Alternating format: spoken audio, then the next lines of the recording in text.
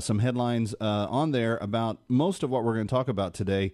But there are two states that are making some real progress on pro-life issues, and I want you to go to onenewsnow.com to get all the details on those. We may have a chance to look at what one state is doing. And it turns out, and I know that all my climate scientist friends are going to just have so much fun with this, but it turns out that the particulate that's in the atmosphere that we have been hearing for the last, I don't know, eons of time, people complaining about how terrible it is for the environment and how the world is about to just explode into a ball of flame because of all this particulate that's... We actually found out something today. That particulate that's out there in the stratosphere, in the clouds, in the skies, it might actually be reducing the number of hurricanes and other severe storms that we're seeing on the oceans. So if global warming, which I've always believed happens, but I believe it's cyclical, and I think it has to do with a lot of other stuff besides what the particulate is, it appears as though the particulate, or global warming, if they want to say it that way, actually has something to do with keeping us safe on some level. I will tell you that story before we're done today. But the top story, friend, the top story of the day is this spy.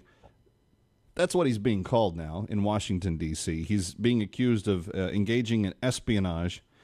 And I'm really torn about all of this. I'm really torn because I don't like the idea of people swearing an oath to the fidelity of God and country, that they are not going to reveal the information that they receive when they work in sensitive areas, and then turning around and breaking that oath that they took. I don't like that. I also don't like a government that lies to courts about journalists, or lies to journalists about spying on them, and lies to the American people about all of it. I'm in what you would proverbially call a catch-22 on this. Kevin McCullough is my name, by the way. Glad you're with us. I'm in a catch-22 because I don't like the actions of Edward Snowden, but I don't I don't know fully what he's trying to let us know about that the government's been up to. And I know that if he hadn't said some things, we wouldn't still really have some clear idea of what some of the things were that we needed to know about. Now, here's where I'm a little bit puzzled, amused even this morning. Jay Carney came out just moments ago, held his daily press briefing before the nation. But mostly just the White House press corps. And he reads a list, a litany, if you will, of things that the administration is very mad at Edward Snowden about, and all of the countries that have thus far let him come there. Now, I have a lot of speculation about some of the language that you're about to hear, because I'm going to let you hear what Jay Carney said about all the countries that have given Edward Snowden some degree of safety and harbor since he's been on the run.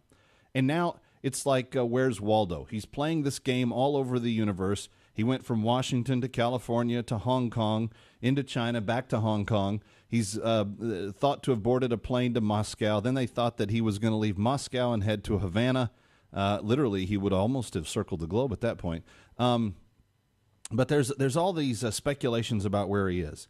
Listen to the vehemence and the anger that Jay Carney wants to level at China and Russia in particular. And listen for the exasperation with which he says the things that they are exasperated about, because this one little dweeb, this one little computer nerd, this geek of geeks somehow slipped through their fingers. Take a listen to Jay Carney speaking to the press corps just moments ago. With all of the requirements of the U.S.-Hong Kong surrender agreement. At no point in all of our discussions through Friday did the authorities in Hong Kong raise any issues regarding the sufficiency of the U.S.'s provisional arrest request. In light of this, we find their decision to be particularly troubling. Since June 10, when we learned that Mr. Snowden was in Hong Kong, U.S. authorities have been in continual contact with their Hong Kong counterparts at the working and senior levels. Attorney General Eric Holder placed a phone call on June 19th with his counterpart, the Hong Kong Secretary of Justice, stressing the importance of the matter and urging Hong Kong to honor our request for Snowden's arrest. There have been repeated engagements by the U.S. Department of State and U.S. Consulate General in Hong Kong. There have been repeated engagements by the FBI with their law enforcement counterparts.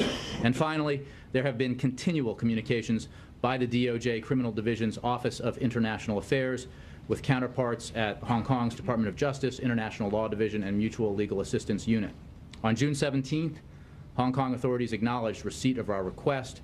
Despite repeated inquiries, Hong Kong authorities did not respond with any requests for additional documents or information, stating only that the matter was under review and refusing to elaborate. On June 21, Hong Kong authorities requested additional information concerning the U.S. charges and evidence. The U.S. had been in communication with Hong Kong about these inquiries, and we were in the process of responding to the request when we learned that Hong Kong authorities had allowed the fugitive to leave Hong Kong.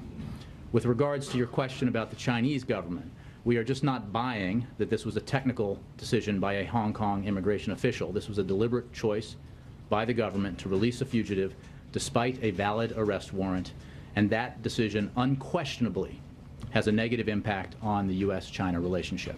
All right, so I want to stop it there just for a second, because here's what I want to get to.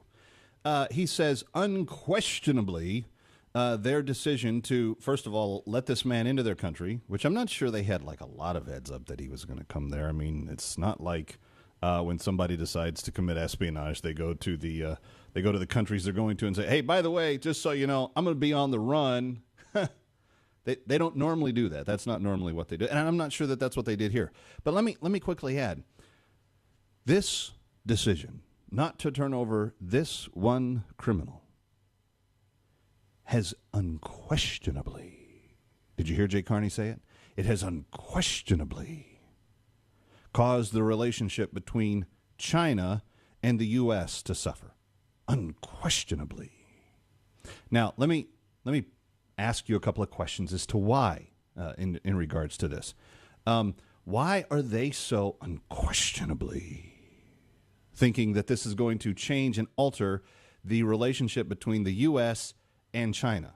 I mean, after all, has China been like our super buddy already? I mean, when going back many administrations, multiple different parties in power during this time period, you have Clinton and Gore, and you had China spying on all of our technology, and they were doing it through a Commerce Department connection that the Clinton-Gore administration allowed them to have and gave them access to. So that was kind of our fault, but, you know, they were behaving badly, and we were all, you know, we let them. That's the moral of that story. We let them do that. So let me take it one step further. Then you get into the Bush years, and there was this desire to see change in China so the entrepreneurial base could grow some sort of middle class in China, and so they really started trying to put pressure on. Chinese didn't like that very much, but the entrepreneurial class proved to be somewhat good for the Chinese economy. So while they still resisted and resented the American administration for kind of telling them what to do when President Bush was in office, they went along with it on some level just to kind of get the money from all of it. Also, by the way, they kept buying all the properties and companies in the U.S. and started to get all kinds of favors in the import side of our relationship with them, and they've exploited and manipulated their currency so that they would end up being wealthier than us. And then, oh, by the way, when we couldn't keep our own house in order, they would gladly buy up our worthless treasury documents. We call them dollar bills, so that they could in some way have financial power over us. Oh, by the way, they also like to kill 1 out of every 2 kids that are born in China. Oh, by the way, they like to oppress people based on the religion that they practice and not give them the same freedoms that we have.